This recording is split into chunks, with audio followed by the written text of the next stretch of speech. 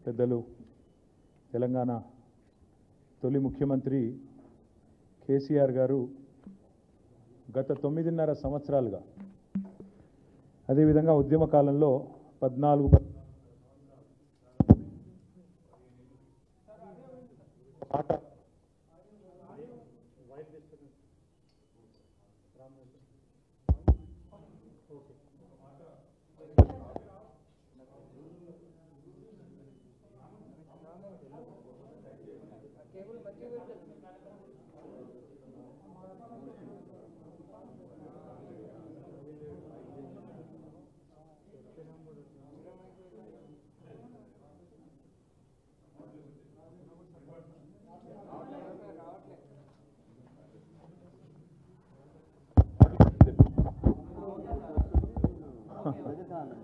దగ్గర కనాలా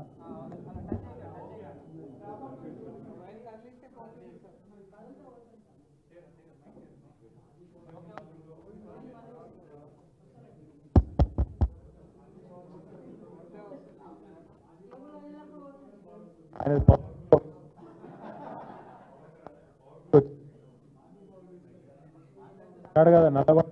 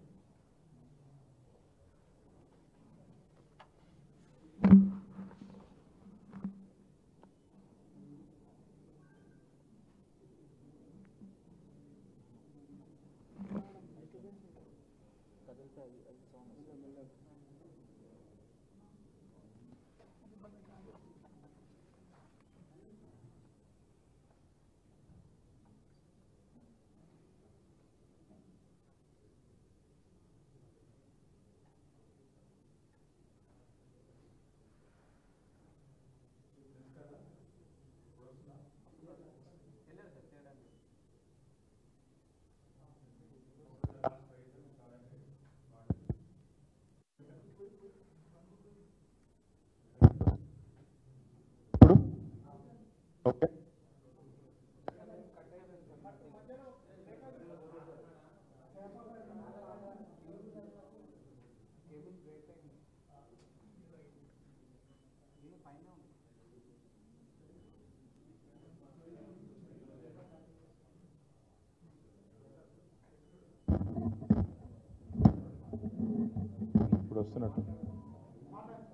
ఇప్పుడు వస్తుందా రైట్ మా పార్టీ అధ్యక్షులు పెద్దలు గౌరవ తెలంగాణ తొలి ముఖ్యమంత్రి కేసీఆర్ గారు ఒక్కసారి కాదు కనీసం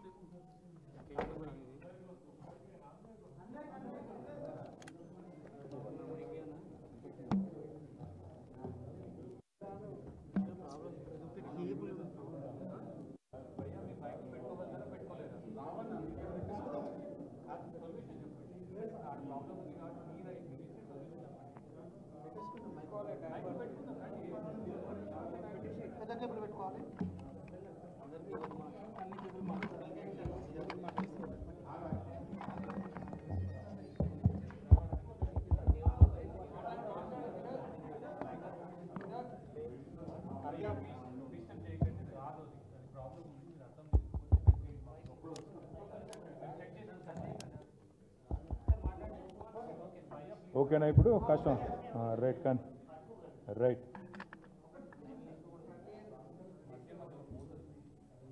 పెద్దలు మా పార్టీ అధ్యక్షులు తెలంగాణ తొలి ముఖ్యమంత్రి కేసీఆర్ గారు ఒకసారి కాదు కొన్ని వేల సార్లు చెప్పింటారు 24-25 ఏళ్లలో తెలంగాణ ప్రాంతానికి తర్వాత తదనంతరం తెలంగాణ రాష్ట్రం ఏర్పడిన తర్వాత తెలంగాణ రాష్ట్రానికి ఒక రక్షణ కవచం ఒక శ్రీరామ రక్ష టీఆర్ఎస్ అనే పార్టీ తర్వాత బీఆర్ఎస్ అనే పార్టీ అనే మాట కొన్ని వేల సార్లు చెప్పింటారు.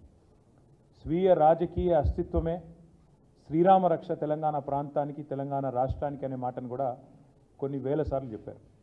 దానికి గొప్ప ఉదాహరణ ఈరోజు ప్రస్ఫుటంగా ప్రజలకు కనబడుతున్నది ఏంటిది, ప్రత్యక్షంగా మనందరి ముంగట ఆవిష్కృతమైనది ఏంటిది అంటే ఈరోజు దేశంలో జరుగుతున్న తాజా ఉదంతం మన రాష్ట్రంలో రేపు జరగబోతున్న ఒక దృష్టాంతమే దానికి గొప్ప ఉదాహరణ. కేసీఆర్ గారు 16 పార్లమెంట్ సీట్లు ఇవ్వండి, మనం కేంద్రంలో ఈ సంకీర్ణ శకంలో ఒక నిర్ణయాత్మకమైన పాత్రలో ఉంటామని తెలంగాణ ప్రజలకు అపీల్ చేసినప్పుడు ఇక్కడ ఈరోజున్న ముఖ్యమంత్రి రేవంత్ రెడ్డి గారితో సహా చాలామంది మాట్లాడినారు. ఏం చేస్తారు 16 ఎంపీలతో కేసీఆర్ గారు, ఏం చేయగలరు అని మాట్లాడినారు. ఇవాళ ఏం జరుగుతుంది అంటే 16 ఎంపీలు వచ్చిన తెలుగుదేశం పార్టీ 16 ఎంపీ సీట్లు సాధించిన తెలుగుదేశం పార్టీ ఇవాళ తనకొచ్చిన నిర్ణయాత్మకమైన పాత్రతో వైజాగ్ స్టీల్ ప్లాంట్ ప్రైవేటీకరణకు అడ్డుకట్ట వేయగలిగింది, ఆపగలిగింది. వైజాగ్ స్టీల్ ప్లాంట్ ప్రైవేటీకరణ ఈరోజు 16 ఎంపీలతోనే ఆగిపోయింది. కానీ అదే 16 ఎంపీలు ఇక్కడ చెరి 8 చొప్పున బీజేపీ కాంగ్రెస్కి ఇస్తే ఏం జరుగుతున్నదంటే రేపు స్వయంగా బొగ్గు గనుల శాఖ మంత్రి గారు హైదరాబాద్లోనే వేలం పెట్టి మన బొగ్గు గనులను ఇవాళ బహిరంగ మార్కెట్లో వేలం వేసే ఒక దుర్మార్గమైన ఒక కొత్త పద్ధతికి శ్రీకారం చుట్టబోతా ఉన్నారు. ఇది ఆనాడు ముఖ్యమంత్రిగా కేసీఆర్ గారు రాసిన లేఖ. 2021 డిసెంబర్ 8 కేసీఆర్ గారి లేఖ ఏమని, సింగరేణి అనేది ఒక ప్రభుత్వ రంగ సంస్థ. గతంలో బీహార్లో చెస్నా అనే ఒక ప్రాంతంలో మరి ఆనాడు ఒక ప్రమాదం బొగ్గుబాయిలో జరిగితే అక్కడ 100 మంది కార్మికులు చనిపోతే ఆనాటి అప్పటి ప్రభుత్వం కేంద్ర ప్రభుత్వం ఒక నిర్ణయం తీసుకున్నది. ఏమని, మరి భవిష్యత్తులో బొగ్గు గనులన్నింటినీ కూడా పబ్లిక్ సెక్టార్ అండర్టేకింగ్స్కి అప్పచెప్పినట్టయితే రక్షణ చర్యలు కానీ ఇంకోటి కానీ తీసుకుంటారు జాగ్రత్త కానీ ఒక విధానపరమైన నిర్ణయాన్ని ఆనాడు 1975-76 ప్రాంతంలో అప్పటి కేంద్ర ప్రభుత్వం తీసుకోవడం జరిగింది. దాన్ని ఉటంకిస్తూ కేసీఆర్ గారు ఉత్తరం రాసినారు.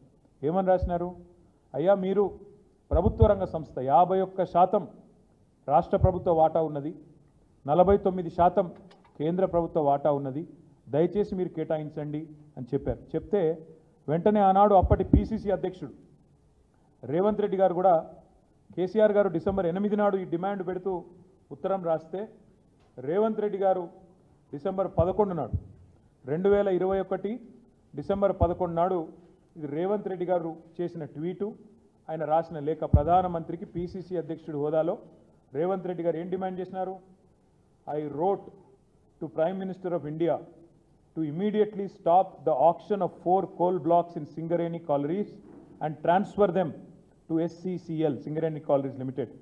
It is a matter of concern for thousands of skilled and unskilled workers. We Congress are with them in these tough times. ఇంకా లేఖ చాలా వివరంగా ఉన్నది. కోల్ బ్లాక్స్ని నేరుగా అలాట్ చేయాలి సింగరేణికి, ఆక్షన్ పెట్టవద్దు అని ఆనాడు పిసిసి అధ్యక్షుడి హోదాలో గౌరవ పార్లమెంట్ సభ్యుడిగా రేవంత్ రెడ్డి గారు ప్రధానమంత్రి గారికి రాసిన ఉత్తరం. కేసీఆర్ గారు రాయంగానే 3 రోజులకు రేవంత్ రెడ్డి గారు కూడా పేపర్లో ఆనాడు వచ్చిన కథనాలు, రేవంత్ రెడ్డి అర్జెస్ ప్రధానమంత్రి to stop the auction of coal blocks. ఆనాడు ప్రదేశ్ కాంగ్రెస్ కమిటీ అధ్యక్షుడిగా రేవంత్ రెడ్డి గారు. ఆ రోజు మేము ఊరికేనే అడగలేదు. ఆ రోజు మేము చెప్పిన దానికి కూడా లాజిక్ ఏంది అంటే, అయ్యా మీరు ఇది కొత్తది కాదు, మేము అడిగేదేం కొత్తది కాదు, ఇదేం కొత్త విధానం కూడా మేము తెరదీయడం లేదు. మీరు మీ ప్రభుత్వం వచ్చిన తర్వాతనే, మోడీ ప్రభుత్వం వచ్చిన తర్వాతనే ఒడిస్సా రాష్ట్రంలో కోల్ మినిస్ట్రీ ద్వారా నేరుగా 2 మైన్లను నైవేలి లిగ్నైట్ కార్పొరేషన్కు మీరే అలాట్ చేశారు. ఏ ఆక్షన్ లేదు, ఏ టెండర్ లేదు, డైరెక్ట్గా పబ్లిక్ సెక్టర్ అండర్టేకింగ్ కాబట్టి మీరే ఒరిస్సాలో 2 గనులను నైవేలి లిగ్నైట్కి అప్పచెప్పినారు. ఇది 2016 సంవత్సరం. ఇది 2016 ఫిబ్రవరి 23 క్లియర్గా రాసింది చూడండి. Coal ministry allots 2 mines to Neyveli lignite corporation. ఇవన్నీ కూడా మీకు నేను ఇస్తాను. తర్వాత దాంతోపాటు మోడీ గారి సొంత రాష్ట్రం గుజరాత్లో ఒక పబ్లిక్ సెక్టర్ అండర్టేకింగ్ కాదండి, అక్కడ 2 పబ్లిక్ సెక్టర్ అండర్టేకింగ్లు ఉన్నాయి. ఒకటి గుజరాత్ మినరల్ డెవలప్మెంట్ కార్పొరేషన్, అదేవిధంగా మరొకటి Gujarat industries power company limited. ఈ రెండిటికి కూడా ఆనాడు 2015వ సంవత్సరంలో మరి సెక్రటరీ కోల్ ఆధ్వర్యంలో జరిగిన మీటింగ్లో వారు నిర్ణయం తీసుకొని మొత్తం 4 కోల్ బ్లాక్స్, ఒకటి Panandhro extension 14.5 million metric tons Gujarat, బార్ఖందం Gujarat 7.2 million metric tons, Ghala 12.3 million metric tons Gujarat, Vastan 107 million metric టన్నుల ఈ 4 కోల్ బ్లాక్లను కూడా 2 పబ్లిక్ సెక్టర్ అండర్టేకింగ్స్కి మోడీ గారి ప్రభుత్వమే, కేంద్రంలో ఉన్న ఎన్డీఏ ప్రభుత్వమే గుజరాత్లో మినరల్ డెవలప్మెంట్ కార్పొరేషన్కి, గుజరాత్ ఇండస్ట్రీస్ పవర్ కంపెనీ లిమిటెడ్కు నేరుగా కేటాయించిన ఉదంతం కూడా ప్రెసిడెంట్ కూడా గతంలో ఉంది. ఒకవైపు ఒరిస్సాలో అక్కడ నైవెల్లీ లిగ్నైట్ కార్పొరేషన్కు 2 కోల్ బ్లాక్లు, గుజరాత్లో 2 పబ్లిక్ సెక్టర్ అండర్టేకింగ్స్కు 5 కోల్ బ్లాక్లు కేటాయించినారు. ఇది చూసిన తర్వాత భారతీయ జనతా పార్టీ తమిళనాడు శాఖ అధ్యక్షుడు అన్నామలై గారు, ఆయన స్వయంగా ప్రహ్లాద్ జోషి అని ఆనాడు కేంద్ర మంత్రిగా ఉంటే ఆయన దగ్గరికి పరుగున పోయి, అయ్యా మరి అక్కడ గుజరాత్లో చేసినారు, ఒరిస్సాలో చేసినారు, తమిళనాడులో కూడా మరి ఈరోజు మీరు ఏదైతే ఆయన చేసిన ట్వీట్, ఇది ప్రహ్లాద్ జోషి గారు చేశారు ట్వీట్ ఏమని, బీజేపీ అధ్యక్షుడు తమిళనాడు అన్నామలై నా దగ్గరకు వచ్చినారు, ఈ rush to call upon me in Bengaluru with request to exclude 3 lignite mines from auctions in 7th tranche. 3 lignite గనులు తమిళనాడు రాష్ట్రంలోని వాటిని మినహాయించండి వేలంపాట నుంచి అని చెప్పి బీజేపీ రాష్ట్ర అధ్యక్షుడు వచ్చి నన్ను రిక్వెస్ట్ చేస్తే నేను ఆ పని చేసి పెట్టినా అని చెప్పి ఇది ప్రహ్లాద్ జోషి గారు స్వయంగా పెట్టిన ట్వీట్. అంత ఎందుకు చెప్తా ఉన్నా అంటే ఇక్కడ విషయం చాలా సింపుల్. ఈ డిమాండ్ కొత్తది కాదు మాది. అదేవిధంగా కాంగ్రెస్ పార్టీ బీజేపీ యొక్క నాయకత్వాలు, దేశవ్యాప్తంగా ఉన్న నాయకత్వాలు కూడా వాళ్ళకు కూడా ఈ విషయంలో స్పష్టత ఉంది. ఏమని, అవసరం ఉన్న కాడ, ఇబ్బంది ఉన్న కాడ గతంలో ఇచ్చిన ఉదంతాలు కూడా ఎన్నో ఉన్నాయి. ఇంతకుముందు నేను చెప్పినట్టు చెస్నా ఉదంతంలో కూడా ఒక స్థిరమైన విధానపరమైన నిర్ణయం కూడా అప్పటి కేంద్ర ప్రభుత్వం కూడా తీసుకొని ఉన్నది.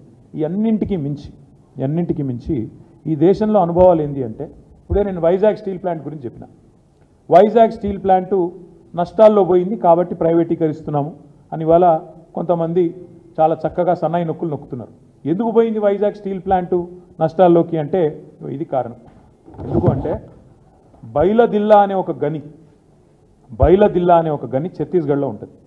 దాన్ని మాకు క్యాప్టివ్ ప్లాంట్ కింద కేటాయించండి అని వైజాగ్ స్టీల్ ప్లాంట్ అడిగితే దాన్ని కేటాయించకుండా దాన్ని అదానీ గారికి ఆక్షన్లో అప్పచెప్పింది కేంద్ర ప్రభుత్వం. ఏమైంది దానివల్ల? వైజాగ్ స్టీల్ ప్లాంటు ఒక గని లేకపోవడం వల్ల, క్యాప్టివ్ గని లేకపోవడం వల్ల, ఎందుకంటే వైజాగ్ దగ్గర ఎక్కడా కూడా దగ్గరలో 100 కిలోమీటర్ల దూరంలో కూడా ఎక్కడా కూడా నిజానికి గనులు లేవు, ఐరన్ ఓర్ మైన్స్ లేవు. Nearest is Bailadila. ఇది మాకు కేటాయించండి, మేము బతుకుతాము, మేము పబ్లిక్ సెక్టర్ అండర్టేకింగు, మా దానిలో రిజర్వేషన్లు ఉంటాయి, ఎస్సీ ఎస్టీ పిల్లలకు ఉద్యోగాలు వస్తాయి, పబ్లిక్ సెక్టర్ బలపడితే ప్రభుత్వం బలపడ్డట్టు, దేశం బలపడ్డట్టు, జాతి సంపద పెరిగినట్టు మాకు అలాట్ చేయండి అని నోరు నెత్తి బాదుకున్నా వాళ్ళకు అలాట్ చేయలే. ఆక్షన్లో పాల్గొనండి, తెచ్చుకోండి అని చెప్పిండ్రు. అల్టిమేట్గా ఏమైంది? దాంతో బైలదిల్లా పోయింది, ప్రైవేట్ రంగంలో ఉండే అదానికో బొదానికో పోయింది. పోయినాక ఏమైంది? ఇవాళ వైజాగ్ స్టీల్ ప్లాంటు నష్టాల్లో పడ్డది. నష్టాల్లో పడ్డాక ఇవాళ ఏమంటున్నారు?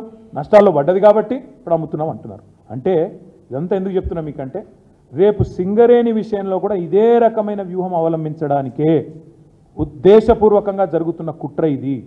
ఉద్దేశపూర్వకంగా సింగరేణికి కోల్ బ్లాక్స్ కేటాయించకుండా సింగరేణి కూడా వేలంలో పాల్గొనండి అని సన్నాయి నొక్కులు నొక్కే కిషన్ రెడ్డి కానీ, అదేవిధంగా ఇవాళ ఆయనకు వంత పాడుతున్న బీజేపీ కానీ ఒక మాట చెప్పాలి. ఏమైంది మరి రేవంత్ రెడ్డి గారి లేక? రేవంత్ రెడ్డి గారి వ్యతిరేకత ఎందుకు మాయమైంది? 2021 డిసెంబర్ 11 నాడు కోల్ బ్లాక్స్ కేటాయించండి సింగరేణికి అని డిమాండ్ చేసిన రేవంత్ రెడ్డి గారు పీసీసీ ప్రెసిడెంట్గా ఇలా ఏం మారింది? ఎందుకు ముఖ్యమంత్రిగా మీరు ఆ వేలం పాటలో మేము పాల్గొంటాము అనే మాట చెప్తా ఉన్నారు? బీఆర్ఎస్ రక్షణ కవచం అని నేను ఊరికే అనడం లేదు. 9 ఏళ్ళు 9 ఏళ్ళు 9.5 ఏళ్ళు కేంద్ర ప్రభుత్వం మా మెడ మీద కత్తి పెట్టినా మేము ఈ బొగ్గు గనులు ఆక్షన్ కాకుండా చూసినాం. ఎవరు వేయకుండా చూసినాం. ఎందుకంటే ఇది జాతి సంపద. సింగరేణి బలపడితే సింగరేణి కార్మికులు లాభపడతారు. సింగరేణి బలపడితే మన రాష్ట్రానికి లాభం జరుగుతుంది. సింగరేణి పవర్ మనం మర్చిపోకూడదు. సింగరేణి పవర్ ఏంటంటే, సింగరేణి కార్మికులకు ఉండే సంఘటిత శక్తి పవర్ ఏంటంటే, ఆనాడు తెలంగాణ ఉద్యమంలో 36 రోజుల పాటు సకల జనుల సమ్మెలో సింగరేణి కార్మికులు జంగు సైరను ఊదితే దక్షిణ భారతదేశం మొత్తం గాఢాంధకారంలోకి పోయే పరిస్థితి ఆనాడు వచ్చిన విషయాన్ని నేను మీకు గుర్తు చేస్తా ఉన్నా. ఆనాడు కిరణ్ కుమార్ రెడ్డి గారు ముఖ్యమంత్రి, ఆయన పిలిచి బతిమలాడిన మమ్మల్ని అందరినీ, మీరు దయచేసి ఒప్పించండి, మీ బొగ్గుగని సంఘాన్ని ఒప్పియండి, దయచేసి వాళ్ళని విరమింపజేయండి, అదేవిధంగా మిగతా సంఘాలతో కూడా మాట్లాడదాం, తెలంగాణ విషయానికి దీనికి ఏం సంబంధం, వాళ్ళని దయచేసి ఒప్పించండి అని చెప్పి వారు ఆనాడు రిక్వెస్ట్ చేసినారు. ఇప్పుడు కూడా నేను అనేది అదే, ఎట్లయితే వైజాగ్ స్టీల్ ప్లాంట్ను ఖతం చేసినరో, ఎట్లయితే క్యాప్టివ్ మైన్ ఇవ్వకుండా ఖతం చేసినరో, అదే ప్రయత్నం ఈరోజు కాంగ్రెస్ బీజేపీ కలిసి చేస్తూ ఉన్నాయి. ఇది తెలంగాణ ప్రజలు అర్థం చేసుకోవాలా.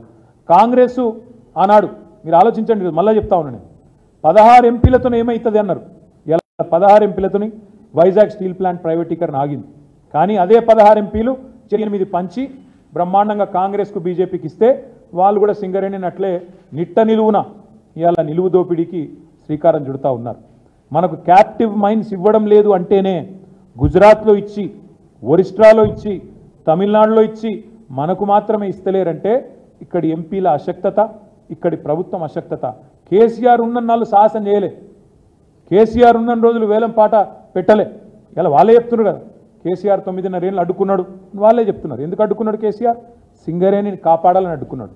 ఎందుకంటే కేసీఆర్కి తెలిసింది, ఏం తెలుసు, వైజాగ్ నెట్లనైతే ఇవాళ వీళ్ళు నష్టాల బాట పట్టించి చివరికి ప్రైవేటీకరణకు తెరలేపినరో సేమ్ సింగరేణికి పట్ల కూడా అదే కుట్ర వైఖరి ఉంటుంది అనే ఉద్దేశంతోనే కేసీఆర్ గారు సింగరేణిని కాపాడడానికే ఆ ఆక్షన్లో పాల్గొనలేదు. ఇప్పుడు కూడా మేము చెప్తా ఉన్నాం, రేవంత్ రెడ్డిని, బట్టి విక్రమార్క గారిని, అదేవిధంగా కేంద్ర బొగ్గు గనుల శాఖ మంత్రి కిషన్ రెడ్డి గారిని కూడా డిమాండ్ చేస్తూ ఉన్నాం.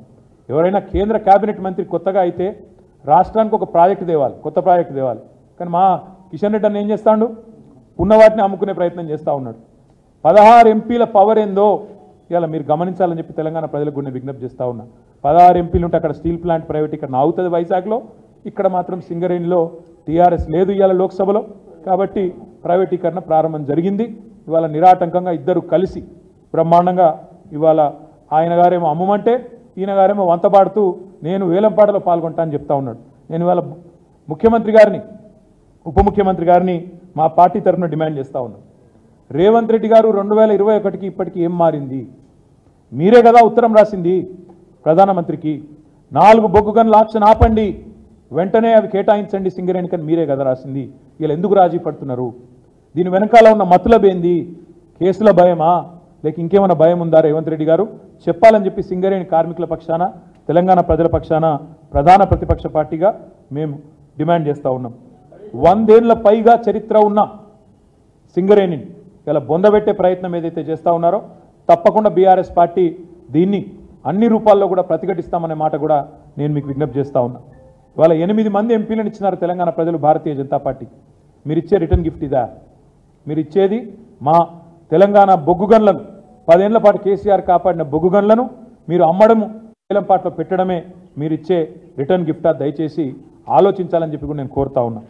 అభ్యంతరం పెట్టాల్సిన రాష్ట్ర ప్రభుత్వం, గతంలో అభ్యంతరం వ్యక్తం చేసిన పిసిసి అధ్యక్షుడు, ఇవాళ ముఖ్యమంత్రిగా ఉన్న వ్యక్తి ఎందుకు ఆహ్వానిస్తున్నాడు? కాంగ్రెస్ పార్టీ పెద్దలు కూడా ఈ విషయంలో చెప్పాలని చెప్పి కూడా నేను డిమాండ్ చేస్తూ ఉన్నా. ఆనాటికి ఈనాటికి ఏం మారింది? ఏ కారణం చేతి ఇవాళ కాంగ్రెస్ పార్టీ బీజేపీ నిర్ణయానికి వంతపాడుతున్నారు? ముఖ్యంగా స్వయంగా డిప్యూటీ సీఎం గారు ఎందుకు రేపు వేలంపాట్లో పాల్గొంటున్నారో కూడా చెప్పాలని చెప్పి కూడా మేము డిమాండ్ చేస్తూ ఉన్నాం. సింగరేణి కార్మికులకు కూడా నేను విజ్ఞప్తి చేస్తూ ఉన్నా, సింగరేణిని 2 జాతీయ పార్టీలు కూడా మేము ముందే చెప్పినాం, వీళ్ళిద్దరు కూడా కలిసి రేపటి రోజున సింగరేణిని అమ్ముతారు, ప్రైవేటీకరిస్తారని చెప్పినాం. ఇలా చాలా గొప్పగా చెప్తున్నారు. పొద్దున స్టేట్మెంట్ చూసిన కిషన్ రెడ్డి గారు, మేము ప్రైవేటీకరిస్తలేము, వేలంపాటలో పాల్గొనమంటున్నామని చెప్తున్నాడు. వేలంపాటలో పాల్గొనడం అంటేనే ఏంటిది? నెక్స్ట్ ఏం జరుగుతుంది? తర్వాత మీరు కోల్ బ్లాక్స్ ఇయ్యరు, వేలంపాటలో ప్రైవేట్ వాళ్ళతో, అదానీలతో, ఇంకోళ్ళతో పోటీ పడాలి. తర్వాత ఏం జరుగుతుంది? అయ్యో రాలేదు, ఒకటే వచ్చింది, 1.5 వచ్చింది అని చెప్పి సన్నాయి నొక్కులు. 4కి 4 ప్రభుత్వ రంగ సంస్థకు నేరుగా ఇచ్చే అవకాశం ఉండగా ఎందుకు ఇవ్వట్లేదు? మీరు 4 మీ కండిషన్ కూడా పెట్టొచ్చు. 4 బొగ్గు గనులు ఇస్తున్నాం. దానిలోకెళ్ళి ఒక్కొక్క బొగ్గు గన్ మీద ఇంకొక 10,000 మంది ఉద్యోగులను యాడ్ చేయండి, 10,000 మంది ఉద్యోగాలు కల్పించండి అని చెప్పి మీరు షరతు కూడా పెట్టచ్చు కావాలంటే, నిజంగా ప్రేమ ఉంటే తెలంగాణ ప్రజల మీద. కానీ ఆ ప్రేమ లేదు. అందుకే మేము అనేది, సింగరేణి మెడ మీద ఈరోజు కేంద్ర ప్రభుత్వం కత్తి పెడితే ఆ కత్తికి స్థానపడుతున్నాడు రేవంత్ రెడ్డి కాంగ్రెస్ ప్రభుత్వం. ఇది తెలంగాణ ప్రజలు అర్థం చేసుకోవాలి. ఇంకొక మాట కూడా మేము విజ్ఞప్తి చేస్తూ ఉన్నాం. మేము ఆనాడు ధర్నాలు చేసినాం, డిమాండ్ చేసినాం. కేవలం లెటర్లు రాయడంతో ఆగిపోలేదు. టీబీజీకేఎస్ కానీ మా పార్టీ కానీ రోడ్ల మీద కూడా వచ్చి ఆనాడు ఉద్యమాలు చేసినాం, పోరాడినాం. 9.5 ఏళ్ళు కాపాడుకున్నాం సింగరేణి. ఈరోజు కూడా మళ్ళీ చెప్తా ఉన్నాం, తిరిగి మళ్ళీ సింగరేణికి ప్రమాదం వస్తే కాపాడగలిగేది కేవలం ఒక కేసీఆర్ ఆధ్వర్యంలోని బీఆర్ఎస్ మాత్రమే. ఇది ప్రజలు గుర్తించాలని చెప్పి మేము కోరుతా ఉన్నాం. తెలంగాణకు రక్షణ కవచం, తెలంగాణ ప్రయోజనాలకు శ్రీరామ రక్ష ఎన్నటికైనా మరి బీఆర్ఎస్ పార్టీ మాత్రమే అనే మాట నేను విజ్ఞప్తి చేస్తూ, మరి చివరిగా నేను ఒకటే పాయింట్ చెప్తా ఉన్నా. ఇవాళ సొంత గనుల్లో, అంటే మన రాష్ట్రంలో ఉన్న బొగ్గు గనుల్లో బొగ్గు దవ్వుకునే హక్కును నిరాకరించడం అనేది దుర్మార్గమా కాదా ఒక్కసారి రాష్ట్ర ప్రజలు కూడా ఆలోచించాలా. ఈ 2 జాతీయ పార్టీల డొల్ల వైఖరిని కూడా అర్థం చేసుకోవాలని చెప్పి కూడా నేను కోరుతూ, మరి సింగరేణిని నిర్వీర్యం చేసి బొగ్గు గనులను కార్పొరేట్ గద్దలకు కట్టబెట్టే ఈ ప్రయత్నాలను మేము తీవ్రంగా నిరసిస్తూ 2 జాతీయ పార్టీల వైఖరిని కూడా తీవ్రంగా తప్పుపడుతూ ఈ నిర్ణయాన్ని ఉపసంహరించుకోవాలని చెప్తా ఉన్నాం. చివరిగా నేను ఒకటే ఒక మాట చెప్తా ఉన్నాను, తప్పకుండా 4.5 ఏళ్ల తర్వాత మళ్ళీ మా గవర్నమెంటే వస్తుంది. మరి ఈరోజు ఎవరైనా తొందరపడి ప్రైవేటు వాళ్ళు వచ్చి ఆ బొగ్గు గనుల వేలాల్లో పాల్గొంటే వాళ్ళకి నేను ఇప్పుడే చెప్తా ఉన్నా, మమ్మల్ని తర్వాత తప్పు పట్టకండి. మళ్ళా మా ప్రభుత్వం 2028లో వస్తుంది. వచ్చిన తర్వాత తప్పకుండా ఈ నిర్ణయాన్ని 100% అడ్డుకట్ట వేస్తాము. ఇప్పుడు ఎవరైతే రేపటి రోజున వేలంపాటలో పాల్గొనబోతా ఉన్నారో వాళ్ళు ఇది గమనించుకోవాలని చెప్పి కూడా నేను విజ్ఞప్తి చేస్తా ఉన్నాను. ఎందుకంటే మమ్మల్ని తర్వాత నిందించకండి, అయ్యో మాకు తెలియదు, అది 30 ఏళ్ళు మేము తవ్వుకునే గని, మీరు వచ్చి ఇట్లా చేస్తే ఎట్లా, అట్లా చేస్తే ఎట్లా అని ఎవరన్నా అంటే తప్పు మాది కాదు. మేము ప్రధాన ప్రతిపక్షంగా తెలంగాణ ప్రజల పక్షాన, సింగరేణి కార్మికుల పక్షాన, సింగరేణి ప్రయోజనాల దృష్ట్యా మేము ఈ నిర్ణయాన్ని వ్యతిరేకిస్తున్నాం. వేలంపాటను ఉపసంహరించుకోవాలని కేంద్ర ప్రభుత్వాన్ని కోరుతున్నాం. దానికి వంతపాడడం ఆపాలని చెప్పి రాష్ట్ర ప్రభుత్వాన్ని కోరుతా ఉన్నాం. ఈ వేలంపాటలో పాల్గొనే ప్రతి ఒక్కరిని కూడా మళ్ళీ చెప్తున్నా, 4.5 ఏళ్ల తర్వాత మళ్ళీ మేము వస్తాం. వచ్చిన తర్వాత ఈ నిర్ణయాన్ని తప్పకుండా 100% అడ్డుకట్ట వేస్తాం. అందులో ఎవరికి అనుమానం కూడా అవసరం లేదు. ఎందుకంటే మాకు రాష్ట్ర ప్రయోజనాలు ముఖ్యం, జాతి ప్రయోజనాలు ముఖ్యం. 100% అడ్డుకట్ట వేస్తామనే మాట కూడా చెబుతూ, ఈ వేలంపాట నుంచి, ఈ నిర్ణయం నుంచి కేంద్ర రాష్ట్ర ప్రభుత్వాలు ఉపసంహరించుకొని తప్పకుండా సింగరేణికి న్యాయం చేయాలని చెప్పి కూడా, అలాంటి డైరెక్ట్గా చేయాలని చెప్పి కూడా కోరుతూ మీ అందరికీ కూడా ధన్యవాదాలు.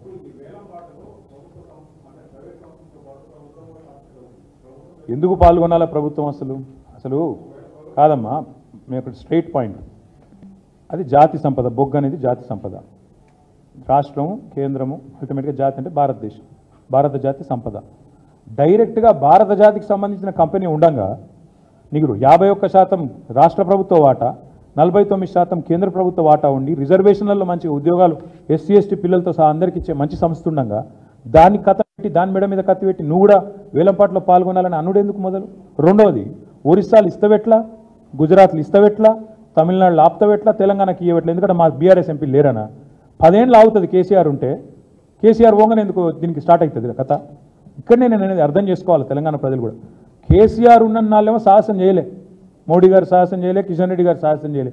కేసీఆర్ జర్రాట్ పక్కకు పోగానే ఒక్కొక్కరు ఇవాళ వాళ్ళు జూలు విధులుస్తున్నారు, వీళ్ళు దానికి మంచిగా దువ్వెన పెట్టి దువ్వుతున్నారు ఆ జూలుకు. ఇదేనా పద్ధతి? మరి అల్టిమేట్గా రాష్ట్ర ప్రయోజనాలు లేవు, సింగరేణి ప్రయోజనాలు లేవు, కార్మికుల ప్రయోజనాలు అంతకంటే లేవా? ఎందుకు పాల్గొనాలి అసలు వేలల్లో? ఇది చెప్పాలా వాళ్ళు సమాధానం ముందు. Thank you. ఏమంటారు? డెఫినెట్గా ఉంటుంది. వాళ్ళు మీకు మళ్ళీ ఒక్కసారి చెప్తున్నా, రేపు ఎవరన్నా పొరపాటున ఆక్షన్లో పాల్గొంటే, కొంతమంది ఉంటారు పాల్గొంటే వాళ్ళకు ముందే చెప్తున్నా, మేము మమ్మల్ని తప్పు పట్టకండి. 100% మా గవర్నమెంట్ 4.5 yearsలో వస్తుంది. నెక్స్ట్ గవర్నమెంట్ మాదే. వచ్చినాక ఈ నిర్ణయాన్ని తిరగదోడుతాం, 100% అడ్డుకుంటాం, రద్దు చేస్తాం, అది కూడా చెప్తాం. ప్రత్యక్ష కార్యాచరణ మీరు అన్నారు, తొందరలో ప్రకటిస్తాం. ఎల్లుండి మా మీటింగ్ కూడా ఉంది, ప్రకటిస్తాం. మరి అవేట్లు ఇచ్చిండ్రు అవన్నీ? గుజరాత్కు సాధ్యమవుతుంది, ఒరిస్సాకు సాధ్యమవుతుంది, తమిళనాడుకు సాధ్యమవుతుంది, తెలంగాణకు మాత్రమే సాధ్యం కాదు. ఎందుకంటే ఇక్కడున్న ఎంపీలు అంత చేతగాని వల్ల రేపు పార్లమెంట్లో కూడా దీని గురించి మాట్లాడరా, సమాధానం చెప్పరా? అలాట్మెంట్ ఈజ్ డైరెక్ట్ కదా బ్రదర్. Thank you.